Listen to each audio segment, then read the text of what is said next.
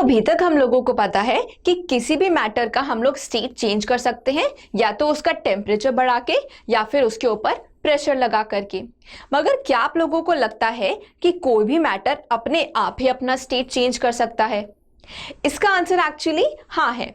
अगर तो आप लोगों ने कभी ऑब्जर्व किया हो कि जब बारिश होती है और पानी कभी कभी रोड्स में और गड्ढों में इकट्ठा हो जाता है, तो एक दो दिन में वो अपने आप ही गायब हो जाता है। ऑल्सो अगर तो हम कभी किसी बर्तन में पानी लेकर के उसको बाहर छोड़ें, तो थोड़े टाइम के बाद हम लोग देखते हैं कि उस बर्तन में पानी का लेवल थोड़ा कम हो जाता है। तो इन दोनों सिचुएशंस में पानी गायब कहाँ हो रहा है? जो पानी है वो एक्चुअली कहीं गायब नहीं हो रहा है, मगर क्या हो रहा है, जो लिक्विड पानी है वो कन्वर्ट हो रहा है गैसियस वाटर वेपर्स में, और ये वाटर वेपर्स फिर हमारे एटमॉस्फेयर में बाकी गैसेस के साथ मिल जा रही हैं। और अगर तो एक और बात आप लोग ऑब्जर्व करें कि ये जो भी चेंजेस हमने अभी देखे, इनमें ये नॉर्मली रूम टेम्परेचर पर ही हो रहे हैं। इसमें हमको हीट करने की ज़रूरत नहीं पड़ रही है। तो लिक्विड जो है इस केस में वो अपने आप ही लिक्विड से गैसियस स्टेट में जा रहा है, बिना हीट करे या फिर बिना उसके बॉइलिंग पॉइंट तक पहुंचे बिना ही।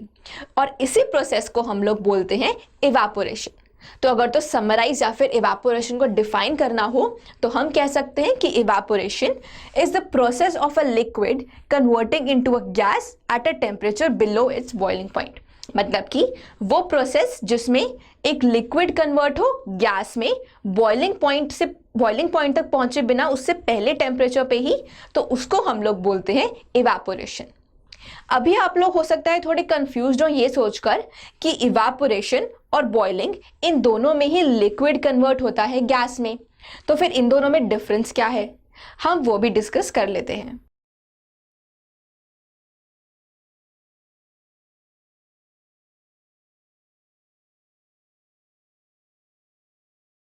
अगर तो हम लोगों को आंसर करना है कि बॉइलिंग और इवापोरेशन में डिफरेंस क्या होता है, उसके लिए पहले हम लोगों को पता होना चाहिए कि एग्जैक्टली बॉइलिंग और इवापोरेशन होते कैसे हैं।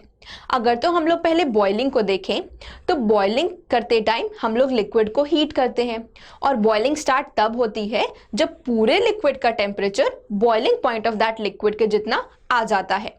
तो इस केस में क्या हो रहा है, सभी लिक्विड पार्टिकल्स का जो टेम्परेचर है वो बढ़ रहा है, तो इसीलिए सभी लिक्विड पार्टिकल्स की काइनेटिक एनर्जी भी बढ़ रही है।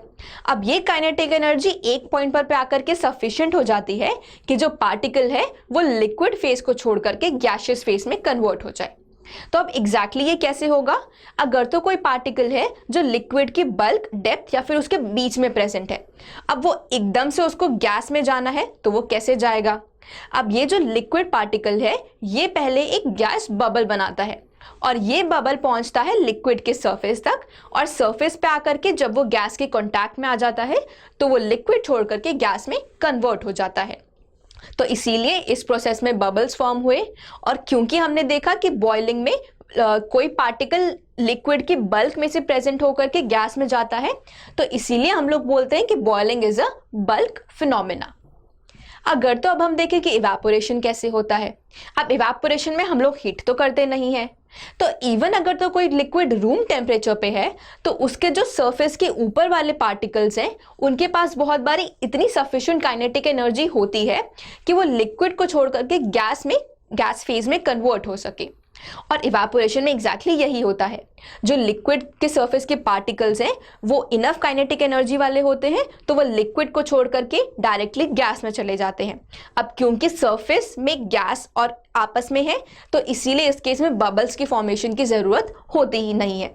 और क्योंकि ये हमने देखा सिर्फ सरफेस पार्टिकल्स के लिए ट्रू है, इसीलिए हम लोग बोलते हैं कि evaporation is a surface phenomena. तो अब based on our understanding of boiling and evaporation, हम लोग एक टेबल बना करके लिख सकते हैं कि बॉइलिंग और इवापोरेशन में क्या क्या डिफरेंसेस हैं।